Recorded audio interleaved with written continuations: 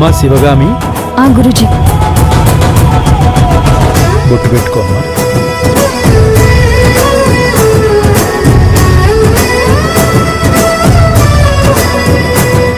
అమ్మా పూజ మొదలు పెడదామా?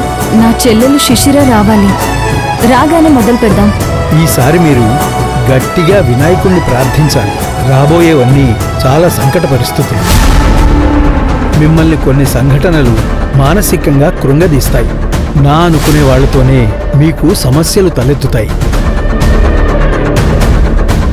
శివగామి, ఆయన చెప్పేది అర్థమవుతుందా? మీ చెల్లి గురించే. గురూజీ అలా ఏం చెప్పలేదు. దానివల్ల నాకు సమస్యలు ఎదురవడం ఏముంది? అది దాని మనస్తత్వానికి అనుగుణంగానే బతుకుతుందంతే. నా ఉద్దేశం ఏంటంటే మీరిద్దరూ జంటగా ఆ సంకటహర గణపతిని పూజించండి. విఘ్నాలు తొలగిపోవడానికి ఆయనే సహకరిస్తాడు. ముఖ్యంగా మీ మీద నీలాప నిందలు రావడానికి ఆస్కారం ఉంది. అది ఒక గణనాథుని పూజ వలనే సాధ్యం అవుతుంది. నువ్వు శిశిర చేత పూజ చేయిస్తాను అన్నావు కదా, అలా కాకుండా మనమే చెయ్యాలి అని గురూజీ కూడా చెప్తున్నారు. దానికి మాటిచ్చాను కదా అర్జున్, దాని చేతే పూజ చేయిస్తాను అని. అమ్మా, మీరు ఊహించనంతగా ఇబ్బందుల పాలవుతారు. అందుకే కొంచెం జాగ్రత్తగా ఉండాలి.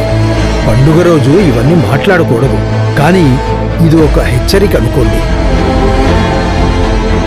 మీ జీవితాల్లో భారీ కుదుపులు రాబోతున్నాయి. ఆ సంకటాలన్నీ హరించేలా మీకు మీరే ప్రయత్నించుకోవాలి. మీరిలా చెప్తుంటే నాకు చాలా భయం వేస్తుంది గురూజీ. ఆ భగవంతుడే ఎదురుగా ఉన్నాడు. చేతులెత్తి నమస్కరించుకోండి. ఆ దేవి మీ పక్కనే నిలబడుతుంది అని నమ్ముతున్నాను. పూజ మొదలు పెడదామమ్మా.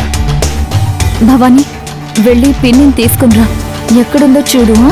సరేనమ్మా. వెళ్ళు.